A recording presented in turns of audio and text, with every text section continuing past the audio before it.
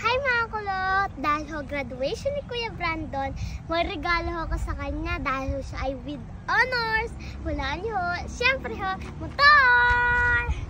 Mga kulot, ang motor ho ay matagal niya na ho na pangarap na ipabili ho sa amin. Kaya binilhan ko na ho ng motor si Kuya ho. Ayun ho, oh, bagong-bago pa ho yan. Pangarap niya bang magkamotor? Oo, si Kuya Brandon ho, pangarap na magkamotor. Dahil ho, lagi ho siyang nagpapasundo sa daddy ko pag papasok sa school. Ngayon ho, may pang motor na siya. Sama.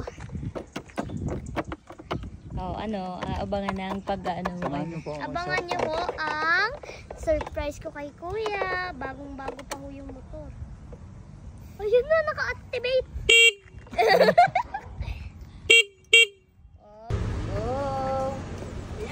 Yan, dahan-dahan, baka mabalian. Bitawan mo na kulot. Okay, bitawan mo.